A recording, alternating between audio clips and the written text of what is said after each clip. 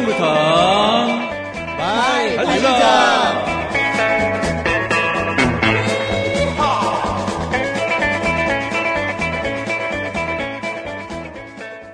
자, 오늘 소통 분야, 스피치 분야, 그리고 비언어적 소통수단, 신체 언어, 토론, 논쟁술 등등, 네, 이런 것에 관해서 이야기를 좀 앞으로 어떻게 꾸려나갈지 소개해 드리겠습니다. 지난 시간에 그 엄마니 반매움 그동안 좀 하셨어요? 네, 조금 해봤습니다. 엄마니 반매움, 엄마니 반매움, 엄마니. 같이 할 줄 알았더니 안 나와. 평소에 그냥 편안하게 하시면 좋습니다. 소통 그러면 어떤 개념들이 떠올라요? 소통. 소통이 잘 안 되면 뭐라 그러죠? 소통의 불통. 불통. 네. 그러니까 소통이 안 되면 고립되고 네. 능률도 안 오르고 그런 것 같습니다. 글쎄, 소통이라는 거는 저는 소통을 잘 했다고 생각을 하지만 네. 상대가 저의 그 본 뜻을 뭐랄까 이해하지 못했으면 그거는 소통이 아니거든요. 그러니까 상대 눈높이에 맞는 그런 소통이 진정한 소통이라고 생각을 합니다.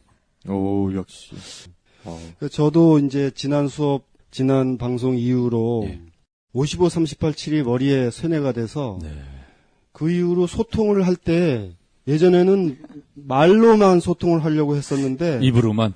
네. 이제는 그윽한 눈빛? 눈빛 이렇게 치기도 하고 네. 여러 가지 그 55, 38을 동원하려고 이렇게 노력을 하고 있습니다. 지금 치기도 하고 하시니까 떠오르는데 이제 비언어적 소통 수단에 그 간격이라는 것도 있어요? 상대방과의 간격. 그래서 아주 친한 사이, 가족이라든가 뭐 연인 사이는 뭐 한 30cm, 50cm. 네. 또는 가령 직장 네, 뭐 네. 동료들하고 뭐 한 1m 네. 또는 뭐 그런 것도 있어요. 그래서 네. 가장 적절한 유효한 거리 간격은 네. 얼마나 되느냐. 그런 것도 유지해야 된다 이거죠. 네. 가령 연인끼리 만나는데 한 2m 그럼 이상하잖아요. 네. 그죠? 그리고 가령 무슨 뭐 업무 상담차 만난 사람하고 바로 붙어서 이렇게 숨소리까지 느낄 정도면 또 이것도 또 안 맞고.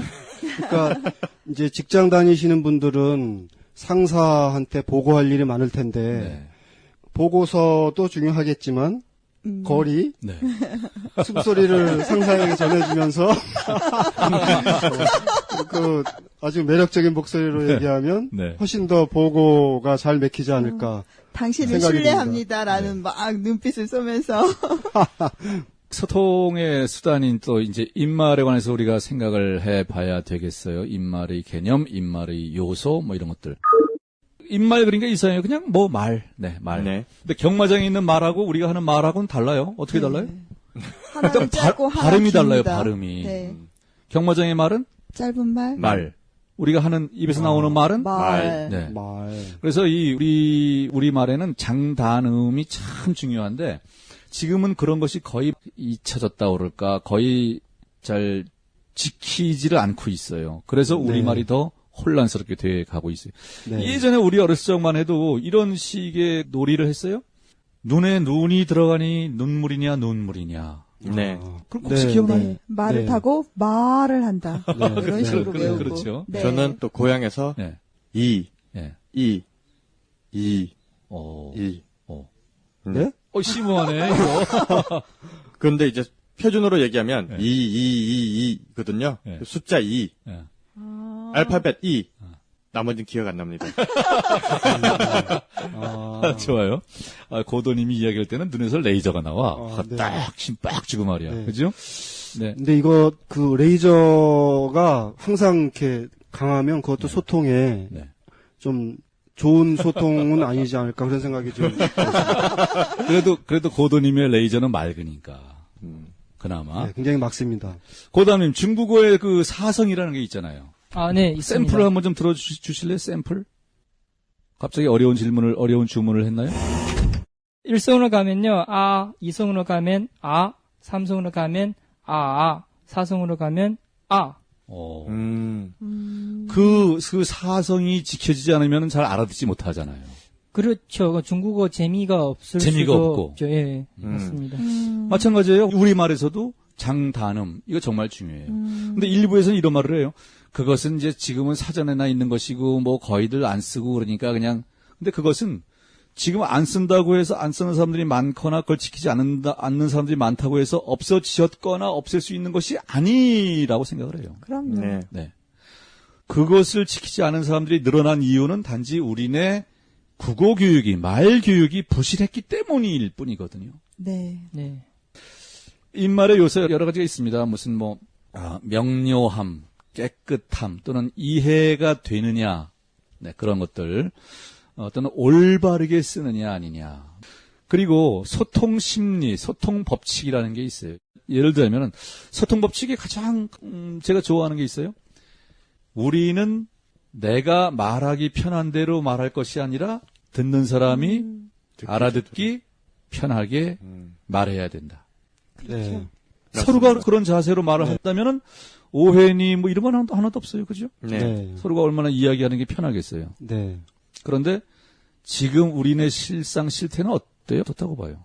자기 주장하기만 네. 바쁘죠, 다들. 저 같은 경우는 그 비율을 9대1, 그러니까 제가 말을 하고 싶은 경우가 90%인 네. 것 같습니다. 듣고 싶은 게 그러니까 제가 말을 하고 싶지 않으면 안 하는 거죠. 상대방이 듣고 싶어도. 오. 네. 그러니까 일상 대화에서 네.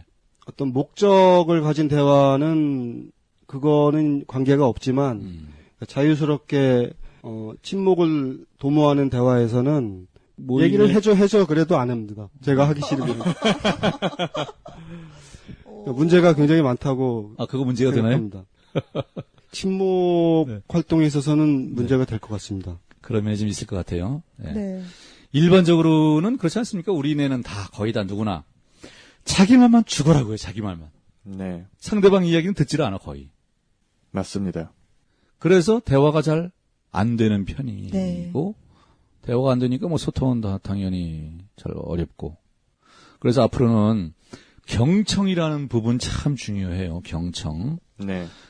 그러니까 듣기 싫으면 듣기 싫다고 얘기도 안 하는 게 또 저의 모습이기도 합니다. 그걸 미덕이라고 생각하면서. 억지로 네. 듣고 있는 그런 경향이 많습니다. 사실 이제 상대적이에요. 듣는 사람과 말하는 사람 둘 다 잘해야 돼요. 네네. 스팸 메일 보면은 메일 한번 들어가면 짜증나지 않아요. 그죠? 네. 막 그냥 별. 언어 말에도 스팸이 있어요. 우리는 적어도 이 팟캐스트를 함께 하시는 분들은 나는 언어 스팸은 내보내지 않도록 해야겠다는 생각을 할 필요가 있지 않나 싶어요. 네. 공감합니다. 네. 필요한 또는 요긴한 적절한 네, 그런 말들만 네. 입에 올리고 남을 시간은 듣는 거죠, 뭐.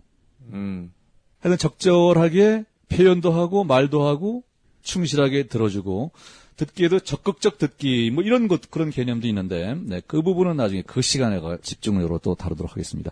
소통에도 또 형태가 있어요. 일상적인 소통, 그 다음에 업무 소통. 네. 성격이 좀 다르겠죠?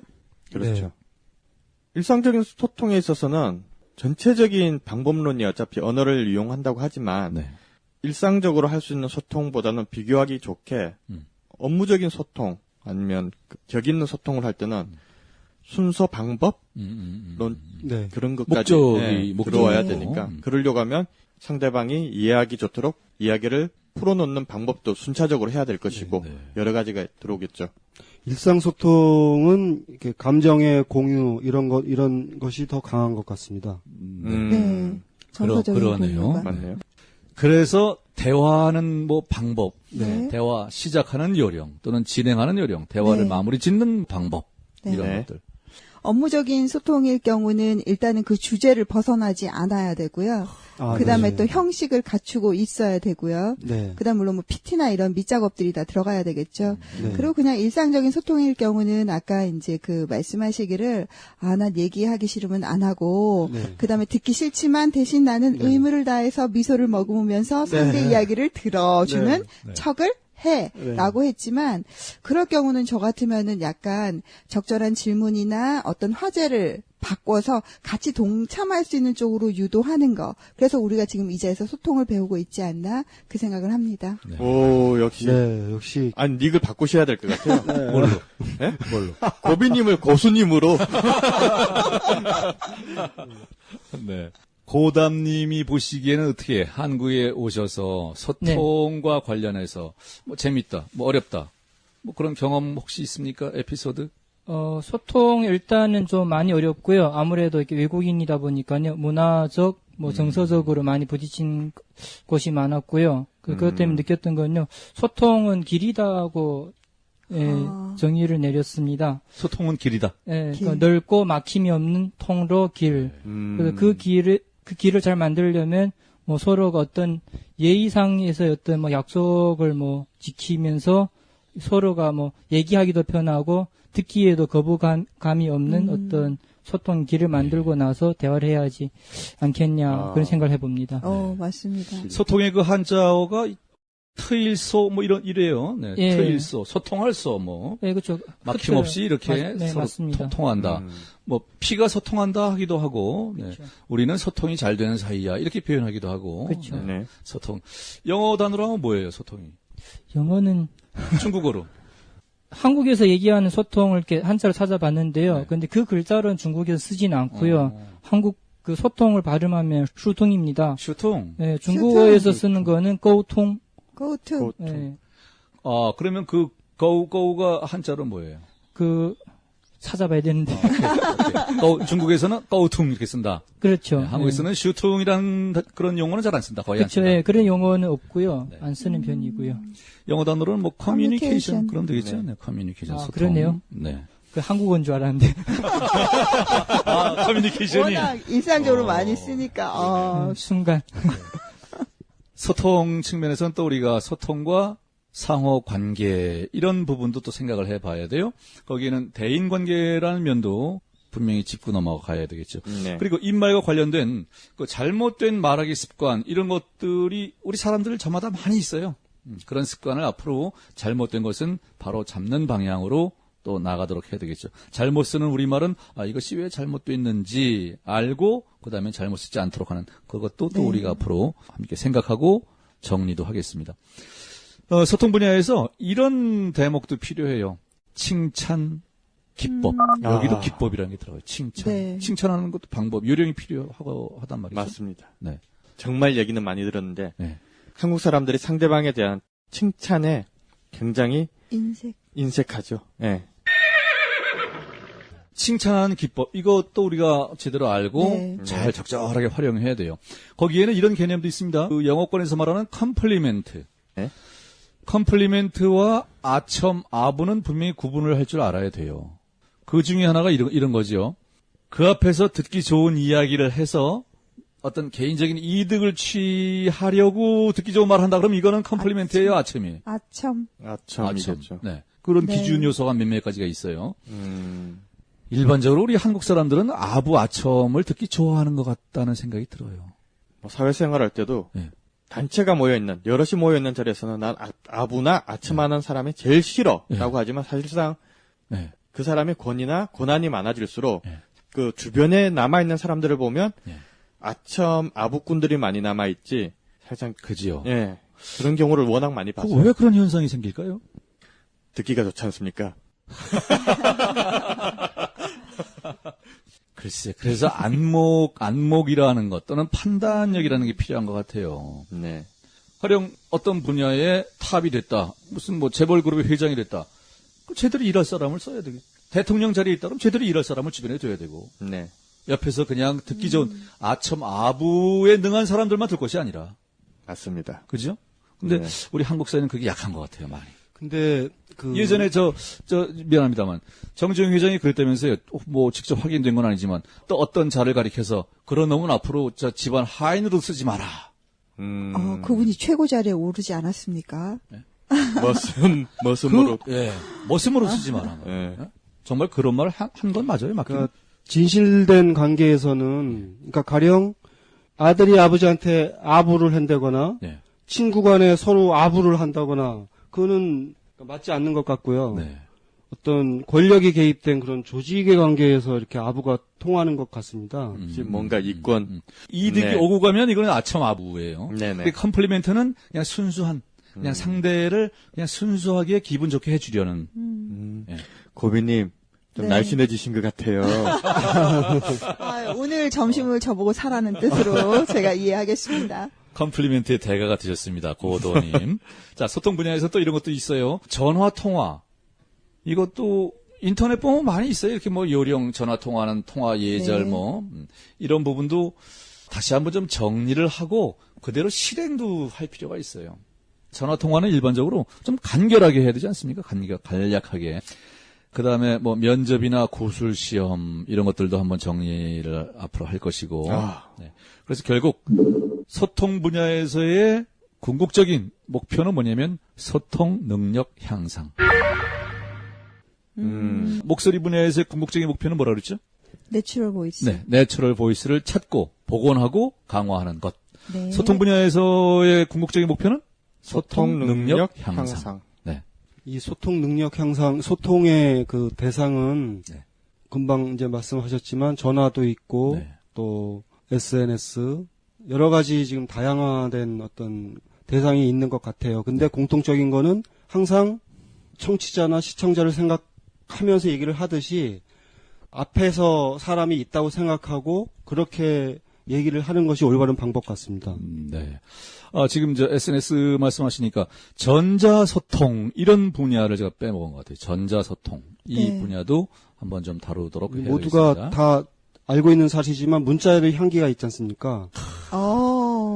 오늘 후각이 오늘 한 건 발달하셨습니다. 하셨어요? 아, 그렇습니까?